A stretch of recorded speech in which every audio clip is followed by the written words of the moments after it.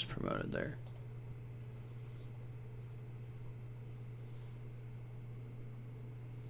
Alrighty, we're live. Just a few minutes later than what I was hoping for. A day and a few minutes later than what I was hoping for. But you know what? It's fine. It's 100% okay. First of all, hopefully everyone is having themselves a really good Memorial Day today. I was on my way over to the store to grab a couple things because I've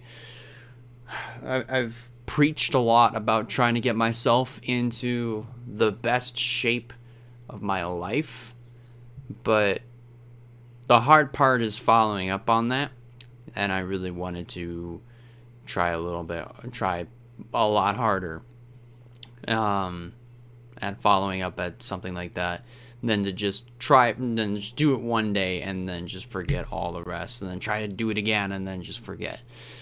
So I'm gonna go full on with this, and yeah. But anyways, I was driving on my way over to the store, and a lot of places were closed. I mean, it was so weird. I mean, I forgot about my school, the school I used to go to. I drove by the entire campus, and it was a ghost town there. I was like, oh wait, it's Memorial Day. I forgot that nearly everything was closed on Memorial Day. I mean, like, the schools were all closed for the day. The library was closed. The pharmacy was closed. One of the diners or cafes, I'd consider it a diner, technically, that was closed. The only other thing that was open was the family fair that I work at. So I just went over there, I got some stuff, and was on my merry little way. Top of the morning to you, Sean, over on the Central Time Zone. It's in the middle of the day over here. It's almost 1 o'clock. So, I mean, this day, even though I got up at 8 in the morning, it's already blasting by pretty fast. But, that's how it be. So, let's get down to the main premise of why this Grand Slam episode is happening. Double or Nothing was last night in the middle of the Coca-Cola 600, and as well as the Indianapolis. Well, mainly in the middle of the Coca-Cola 600, this is AEW Double or Nothing was happening. So I wanted to go through the entire card, review the card, just kind of read some things here, and just go from there. So, the matches that were featured in this card. Well, the things that were featured in this card was this. It was the buy-in, on the buy-in show, which is basically the kickoff show, quote-unquote. Was the NWA Women's Championship match between Serena Deeb and Riho. Sting and Darby Allen versus Scorpio Sky and Ethan Page, which was the first match of the official pay-per-view, Double or Nothing. You have the Casino Battle Royale for a future world title match, for the AEW world title match. The TNT Championship match between Miro and Lance Archer. The AEW World Tag Team Championship match between Eddie Kingston and Jon Moxley going up against the Young Bucks. Cody Rhodes versus Anthony Ogogo. The AEW World Women's Championship match between Hikaru Oshida and Dr. Britt Baker, and then the Stadium Stampede match between the Pinnacle and the Inner Circle, and then the main event was a 3-way match for the AEW World Championship between Orange Cassidy, Pac, and Kenny Omega. Alright, I didn't even notice that Kenny Omega got involved in the match, but anyways, here we go. Let's get on down to the first match that they've got shown up here, which is the NWA Women's title between Serena Deeb and Riho. And from the looks of it, let's see here.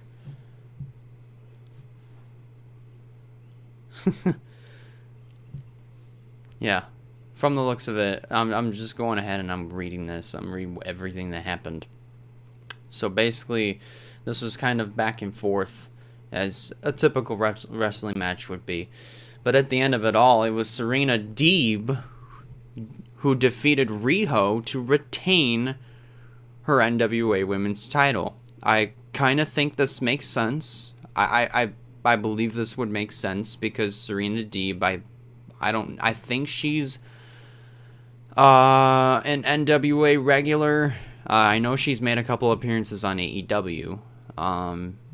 But ever since Thunder Rosa, who was the longest reigning, I think the longest reigning NWA Women's Champion at the time. I don't know if she was the longest reigning Women's Champion in NWA ever. I don't know that. But I know I think she was the longest at the time. And then she handed the title over to Serena Deeb. She didn't hand it over. She basically put Serena Deeb over on AEW. And I think from there, she just became an AEW regular. Thunder Rosa did. And now Serena Deeb, I think, is a part of NWA. And Riho is a part of AEW. So this makes sense. And plus, I don't think we haven't seen Riho in a long time. So, I mean, it's a good match to come back to, a title match, I think. Bleacher Report gave this match a B. So, I mean, for what it was, it sounded like it, and from the looks of it, from what I just read, it was a really good title match. Okay. I think this is another match for the buy-in, and this wasn't shown. This wasn't shown in that list. Either that or I might have missed it. But either way, we're going to go through it anyway. Hangman Page versus Brian Cage. Oh boy. You've got the Cowboy versus the Machine. So, let's see here.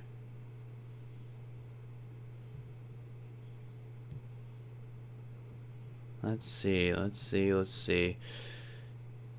Yeah. From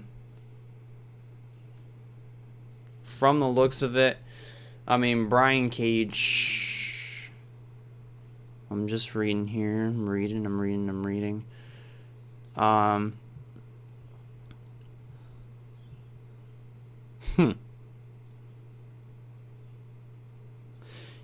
Yeah, Brian Cage looks like that he dominated a pretty good portion of the match, and Page got a couple blows in.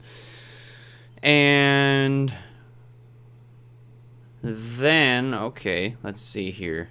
I'm going to read this last paragraph here. Page tried for the buckshot lariat, but Cage caught him with the buckle bomb and delivered a Liger bomb for 2.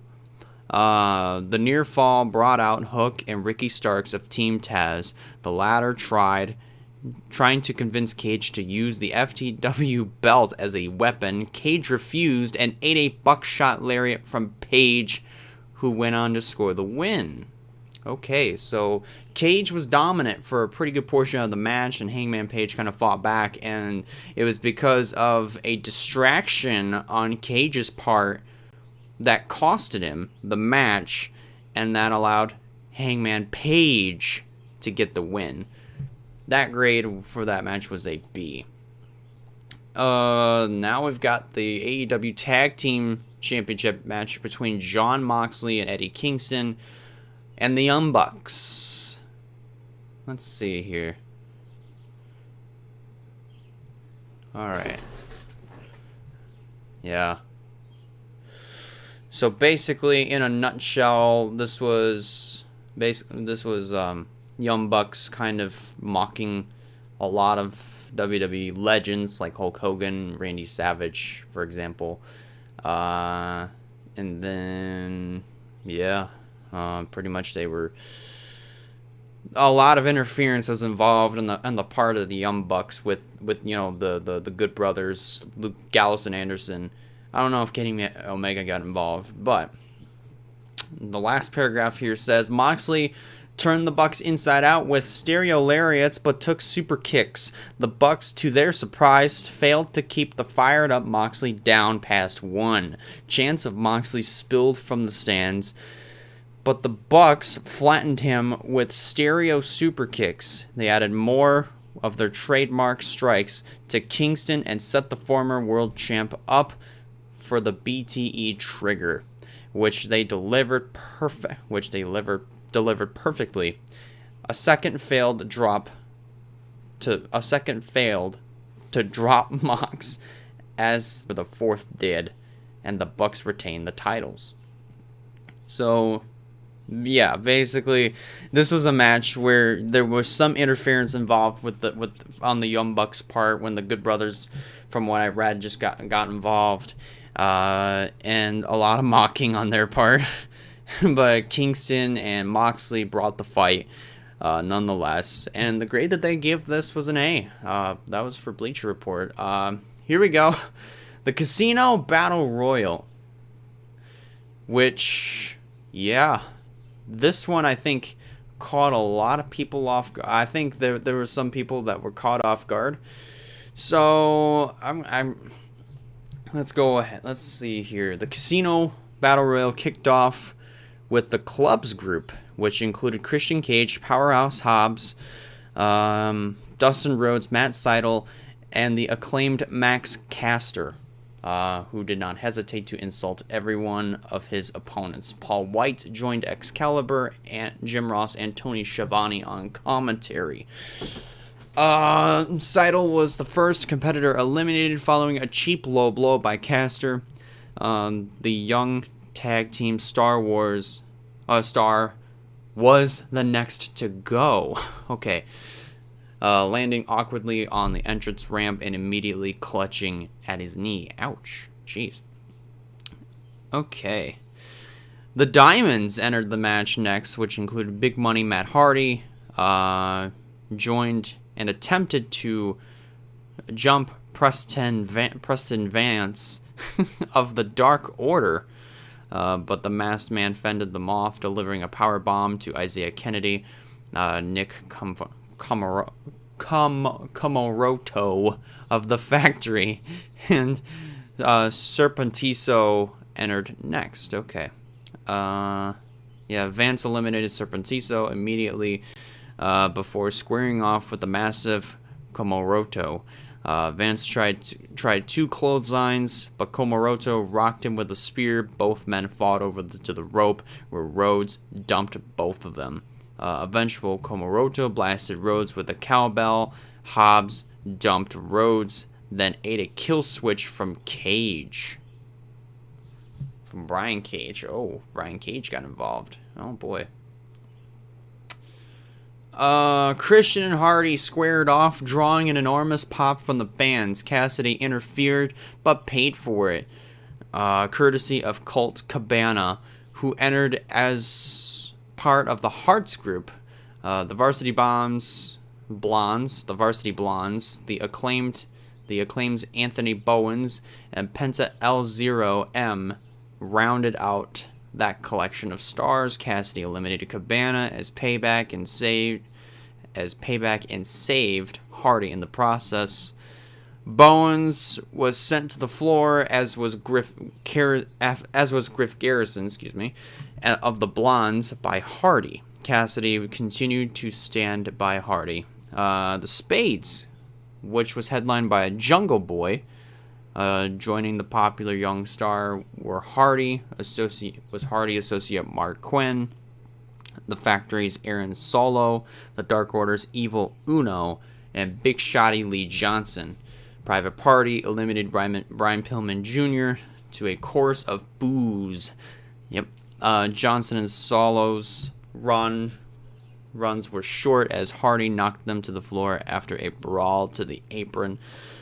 Evil Uno flattened Cassidy. Jungle Boy teed off on Hardy, and Penta eliminated Uno. Jungle Boy then eliminated Penta with a Hurricanrana, as Hobbs and Cage returned after several minutes on the floor. Captain Charisma used Hobbs momentum against him, dumping him to the floor. This left Cage and Jungle Boy against the Hardy family office.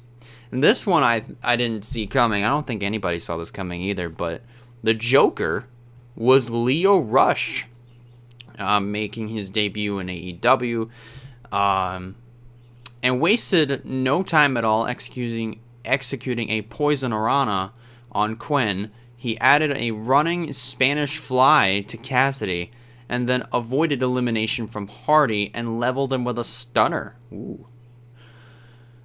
The explosive run was short-lived as HFO continued their run of dominance. Jungle Boy flattened Hardy with a lariat, and then joined Cage in eliminating the Private Party. Cage flattened... Oh, no, not Brian Cage. Excuse me. I was thinking Brian Cage, but I forgot. You got Christian Cage. Whoops, my bad. Oh, that was a whoopsie daisy on my part. I forgot Brian Cage and Christian Cage had the same name, had the same last name, Cage. Cage feigned an alliance. Cage formed an alliance. I'll just say formed because I think it's the same meaning. Formed an alliance with Hardy before dumping him to the floor. The fight came down to Cage and Jungle Boy. Young Jack Perry hung with Cage, proving every bit as capable of the celebrated veteran competitor. He tried to headlock Cage to the floor, but Christian evaded it. Jungle Boy escaped an attempted kill switch, spun around the ring post, and slid back into the ring. From there, he delivered a back body drop that sent Christian to the floor and earned himself the win. Okay. So the grade they gave that one really was a C+. Okay, that's interesting. Oh, okay, so far that is the lowest grade. That is the lowest graded match of the pay-per-view so far. Next one, we got Cody Rhodes versus Anthony Ogogo. Let's see here. Oh man, this is between America and the UK. Okay, let's see this one. And this actually, I think, was a very good match for Anthony Ogogo to, I think, go up again. I mean, make his pay-per-view debut against Cody Rhodes. This would be a very interesting one. A very patriotic presentation in honor of Memorial Day in the United States gave way to the intensely personal match between Cody Rhodes and the former bronze medal Olympic boxer Anthony Ogogo. Ogogo rocked Rhodes with a body punch early, then added an Olympic slam and a German suplex to show off his abilities as a wrestler. He controlled the action until the American Dream opened Ogogo up over the right eye. Okay, so he was bleeding early. Blinded in his good eye, Ogogo threw some wild punches that allowed Rhodes to fight back and deliver the Cody Cutter. Rhodes set him up for a superplex, but Ogogo knocked his opponent down momentarily with a hard right hand. Ogogo scaled the ropes and delivered a picture-perfect frog splash. The split second it took him to make the cover after nursing his rib injury proved costly as he scored only a 2 count. Rhodes recovered and applied the figure 4. Ogogo jabbed Rhodes, knocking him to his back and leading to a near fall. Ogogo landed another shot to the midsection and rocked the babyface with an uppercut. Rhodes' hand fell under the rope, leading to no valid pinfall attempt. Moments later, Cody delivered the vertebraker to score the win. So Cody Rhodes defeats Anthony Ogogo, and Bleacher Report gave this one, once again, a C+. Alright, this will be interesting. The TNT Championship match between Miro and Lance Archer. So this is between two big boys. Alright, here we go. A fired-up Lance Archer went airborne early in the TNT title match with Miro catching the best man on the entrance ramp. From there, he dominated the action. Okay. Let me see. I'm just feeling the computer to make sure that it's not super hot, and so far it's not, so that's actually really good. Anyways, Miro sent Archer into the crowd to halt his opponent's momentum. Archer flattened Miro with a 2 count, proving he wouldn't allow himself to be on the defensive for too long, especially if he wanted to win the title. He headed up top for a moonsault, but crashed and burned as the champ rolled out of the way. As Miro set up for a big Machka kick, there we go, Machka kick, Jake Roberts appeared with his snake. Miro cut him off, delivered the kick, and threw the snake, quote unquote, up the ramp. Miro attempted to level Roberts, but Archer destroyed him with a chokeslam for a close 2 count. Archer set up for the blackout, but Miro fought out. Archer countered him, sending the champion to the floor. As the combatants fought back into the ring, Miro delivered a kick to the ropes, sending them into the groin of the challenger. So, kind of a low blow right there. Miro delivered another kick, stomped the spine, and applied the accolade.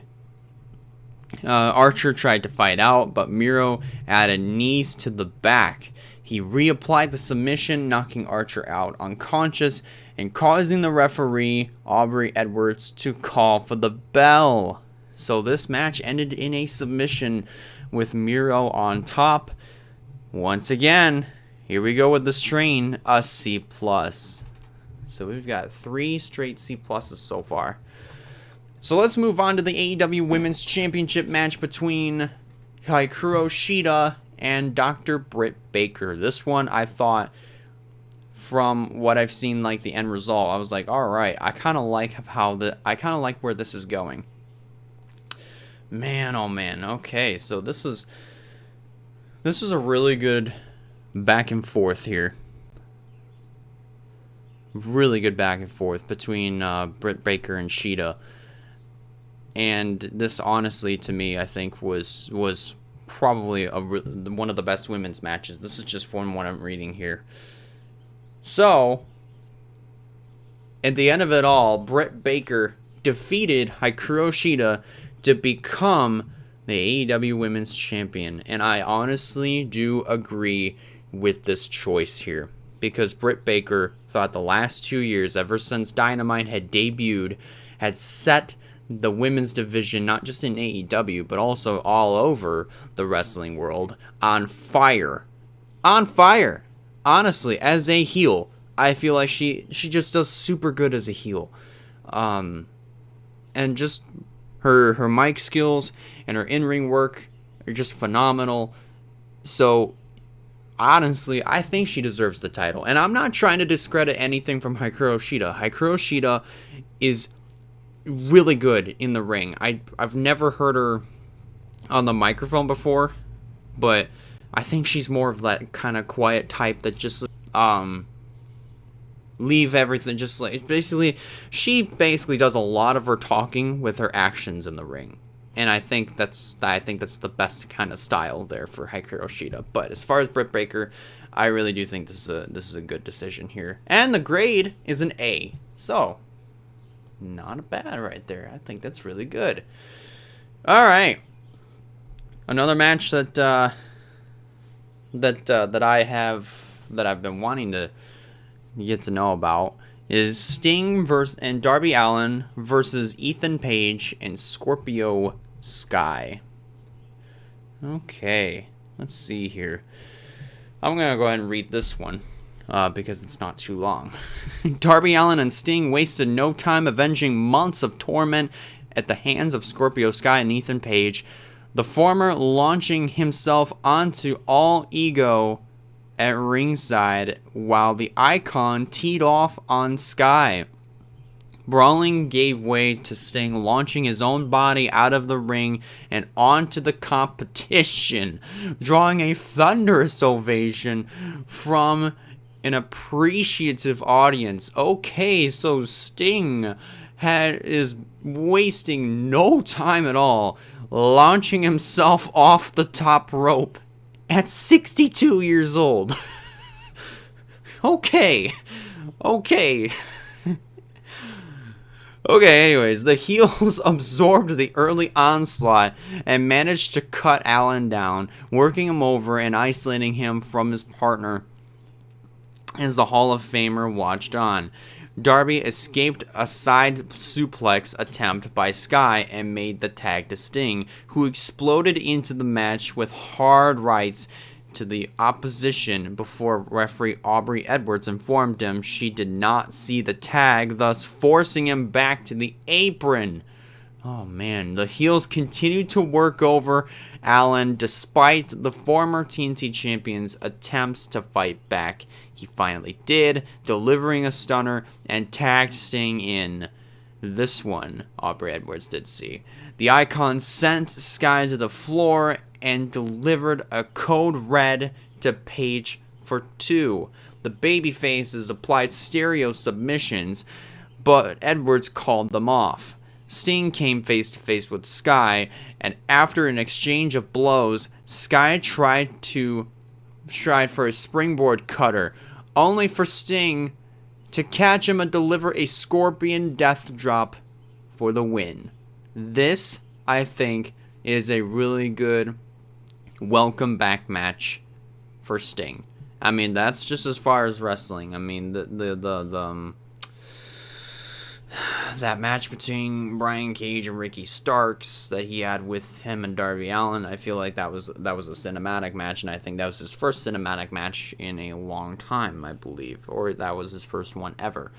But this is Sting's first ever wrestling match. This is his first match back in the ring for the first time in 6 years, and he laid it all on the table. Oh my gosh. A B- though. I'd say that's a pretty solid grade.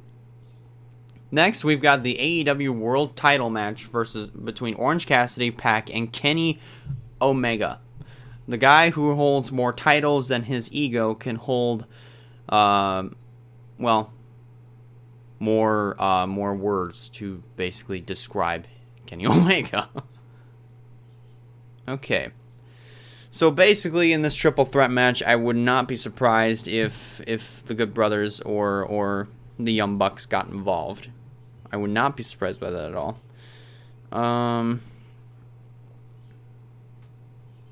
Yeah. Let's see. Actually, wait, I don't think that they got involved. I think he might have won this one fair and square. Yeah, because I'm reading this that I don't see anything, at least from what I'm witnessing. But yeah, at the end of it, Kenny Omega defeated Cassidy and Pac to retain the AEW World Title, and the grade that they gave this was an A. How about that?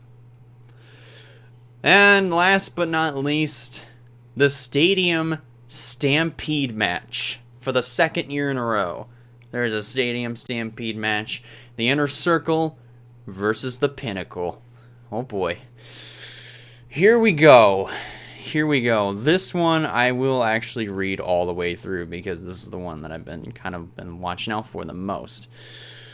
The Inner Circle faced the possibility of their run as a faction being over by night's end as they enter the TIAA Bank Field for their Stadium Stampede match against the Pinnacle. The early portion of the match focused on Chris Jericho and MJF, the leaders of the respective factions, and their brawl around the stadium. At one point, they crashed a meeting featuring Jacksonville Jaguars head coach Urban Meyer and fought into the team meeting room. Jake Hager and Wardlow brought a little bit of the hoss fight culminating in a visit to a freezer. Okay. Elsewhere, Sammy Guevara fought the chairman, Shawn Spears, using a forklift as a jungle gym as he dominated the fight with Spears. The artist, formerly known as the Perfect 10, caught him and sent him face first into a garage door like a lawn dart. Okay. He eventually shackled Guevara, but forgot the bolt cutters in the left room. What? Or bolt cutters left in the room. Okay. Elsewhere, Santana and Ortiz confronted FDR. A cameo by Conan as the DJ was a nice touch, considering both of his and the babyface's history as members of LAX and Impact Wrestling. Conan joined in, helping to even the odds with Tully Blanchard by FTR's side. Meanwhile, Hager chokeslammed Wardlow through a wooden pallet, and Jericho and MJF continued a war that spilled into the Jaguars' conference room and saw Le Champion staple a piece of paper to his opponent's forehead. Maybe that explains why I saw MJF with a sign on his head. That explains it. MJF delivered a pile driver onto the table, which did not give. Jericho recovered and blasted the salt of the earth with Floyd, his trademark baseball bat. From there, he sent MJF face first on an office door window, busting him open in the process. In the bowels of the arena, seemingly celebratory, Spears called for Tully, only to encounter the Inner Circle Motorcycle Club. Interesting. Back in the Daily's place, Jericho battled MJF through the fans. The heel attempted to throw Jericho from the upper deck into the crowd below, but Jericho delivered a powerbomb through a nearby table. Spears returned to the arena too, found himself on the receiving end of a butt-kicking courtesy of Guevara. He fought out of a Death Valley driver, only to fly through the air into a waiting steel chair by Spears. The Spanish God withstood considerable punishment with the chair, delivered a stomp, and sent Spears face first into a steel chair, and picked up the win with the 630 senton. Wow. Okay. So that was interesting. The Inner Circle defeats the Pinnacle. And the grade that they gave out of this, I'd say it's pretty solid. Pretty solid end to the night. A B+. Okay. But, so I'd say that the matches really that were graded the highest were the AEW World Title match, the AEW Women's Championship match. Let's see if there are any other matches that were scored just as high, if not higher. The tag team match, the AEW tag team match. Yeah, so I'd say those are the three big winners of the night. And I think also on top of that, and they didn't list this in there, but Mark Henry, the world's strongest man, moved to All Elite Wrestling. That caught me off guard. That 100% caught me off guard. I don't think I don't think anybody saw Mark Henry go to AEW. I never would have ever expected Mark Henry to show up in AEW. I mean, I've seen pictures of him, recently, and he looks to be in really good shape. So maybe he could have at least one more run in AEW.